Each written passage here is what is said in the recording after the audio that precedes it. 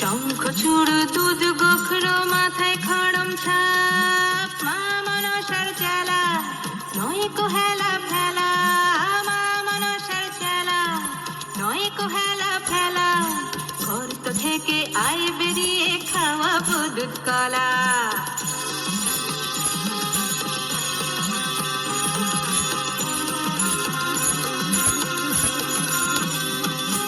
জঙ্গলে জঙ্গলে ঘুরে ঝোপের আড়ালে ঘুমন্ত সাপকে বশ করে তার মুখ থেকে কালকুট বিষ নিয়ে এলো ব্রাহ্মণ। কালকুট বিষ কি দাদু? ওরে বাবা, ভয়ঙ্কর সাপের বিষ। সেই বিষ দিয়ে মুগের নাড়ু, ক্ষীরের ছাঁচ তৈরি করে দুয়োরানীকে খাওয়াতে নিয়ে গেল নতুন মহলে। ও বড় রানী, বড় রানী। কে? উমা, ব্রাহ্মণী, কতদিন পরে এলে, আমার কথা মনে পড়লো? সে কি গো, তোমাদের খাই, তোমাদের পড়ি, তোমাদের কি ভুলে থাকতে পারি? এতদিন পরে এলাম, তাই তোমার জন্য কি নিয়েছি দেখো। মা, মুগের নাড়ু, ক্ষীরের ছাঁচ, হ্যাঁ গো, এত সব। তুমি তো এইসব ভালোবাসো গো। সত্যি তো, কতদিন খাইনি। এই এখানে রেখে গেলাম, খেও কিন্তু। খাবো গো খাবো, তোমার হাতের মিষ্টি খাবো না? হ্যাঁ খেও, আর তোমার ওই পোষা ছেলে বাঁদরটাকেও দিও। খেলে বুঝতে পারবে এই বামনির হাতের জিনিস কেমন খেতে লাগে। আচ্ছা গো আচ্ছা।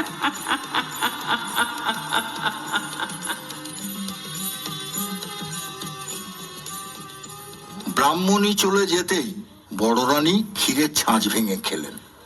কোনটা আগে খাই, মুগের নাড়ু না ক্ষীরের ছাঁচ? বাছা যে কোথায় গেল। না না, মুগের নাড়ুটাই আগে খাই।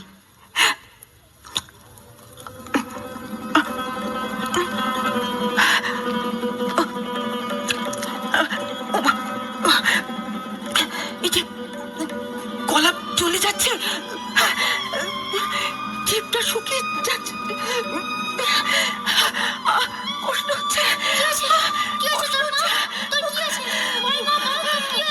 আচ্ছা, আমার বুক জ্বলে গেল, চোখে আঘাত দিচ্ছে। ও বাবা, মরে গেলাম। তোর অবস্থা কি করে হলো মা? কি করে হলো তোর অবস্থা? ওই ব্রাহ্মণে আমার মিষ্টি খেতে দিয়েছিল বাবা। সেই মিষ্টি খেয়ে আমি আর বাঁচবো না। আর গলা কিরকম শুকিয়ে যাচ্ছে, আর বাঁচবো না।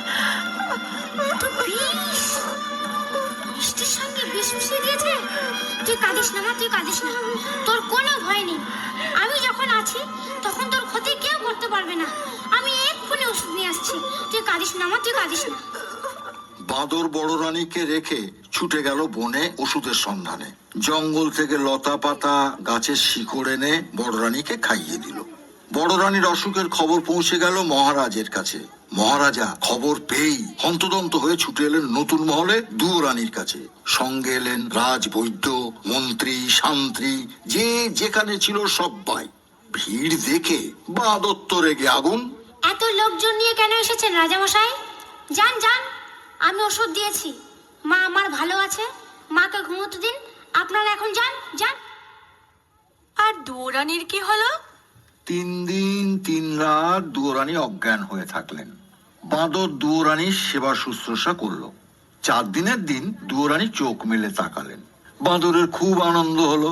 আনন্দে লাফাতে লাফাতে মহারাজার কাছে গিয়ে হাজির হল। পেন্নাম হই রাজামশাই। কিরে, তোর মায়ের কি খবর? মা ভালো আছে। যাক, বাঁচা গেল, খুব চিন্তায় ছিলাম। মন্ত্রী মশাই, বাঁদরকে মোহর দিয়ে পুরস্কৃত করুন। না মহারাজ, পুরস্কার আমি নেব না। মার সেবা সন্তান করেছে, তার জন্য পুরস্কার কিসের?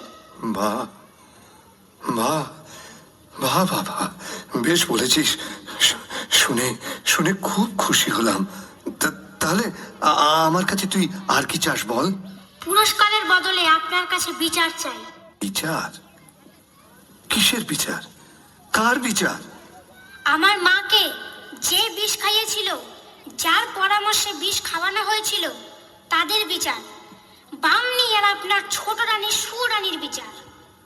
ঠিক বলেছিস, ঠিক বলেছিস। ওদের উপযুক্ত শাস্তি দেব আমি। মন্ত্রী মশাই, আদেশ করুন মহারাজ। মন্ত্রী মশাই, ছোট রানীকে বন্দিশালায় বন্দি করে রাখুন।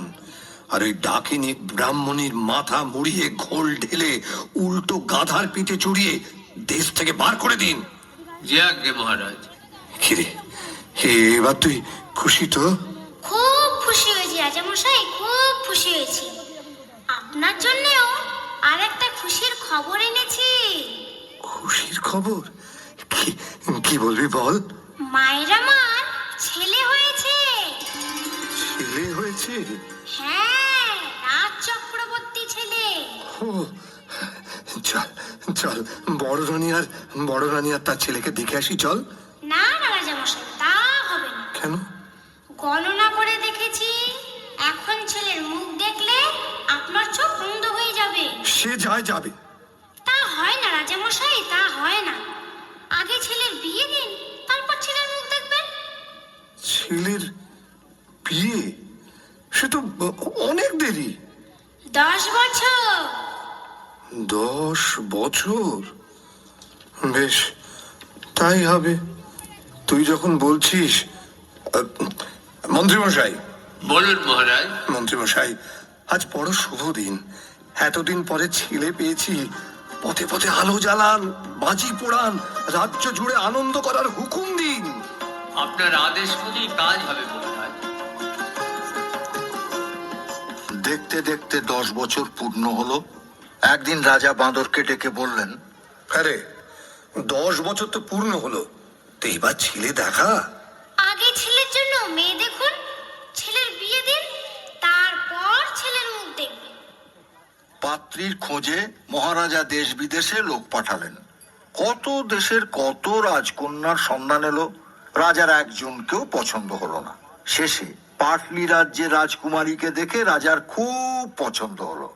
আর পছন্দ হওয়ার মতোই তো রাজকুমারী, যেমন সোনার মতো গায়ের রং, ধনুকের মতো বাঁকানো জোড়া ভুরু, চোখ দুটো টানা টানা, মাথার চুল এলিয়ে দিলে পায়ে এসে পড়ে। রাজা বাঁদরকে ডেকে বললেন, শোন শোন না, আমার পাত্রী পছন্দ হয়েছে। কাল শুভ লগ্ন আছে, কালই আমি ছেলের বিয়ে দেবো। ঠিক আছে, কালই রাজকুমারের বিয়ে হবে। রাজামশাই, আপনার সেই কথাটা মনে আছে তো? কোন কথা? বিয়ের আগে ছেলের মুখ দেখলে অন্ধ হয়ে যাবেন। হ্যাঁ, খুব মনে আছে। আপনি আজই বেয়াই বাড়ি পাটলিতে চলে যান। আমরা কাল বর নিয়ে যাব। কাল সন্ধেবেলায় বরের জন্য পালকি পাঠিয়ে দেবে। হ্যাঁ, তো দেখিস বাবু, 10 বছর তোর কথা শুনেছি। কাল ছেলে না দেখালে কিন্তু অনর্থ করব বলে দিলুম। রাজামশাই, সে ভাবনা আমার। বাঁদর ভাবতে ভাবতে নতুন মহলে দুয়োরানীর কাছে গেল। দুয়োরানী সব শুনে কাঁদতে লাগলেন। ছেলে কোথায় পাবেন যে ছেলের বিয়ে দেবেন? তুই তুই এ কি করলি বাছা? ছেলে কোথায় পাবো যে ছেলের বিয়ে দেব?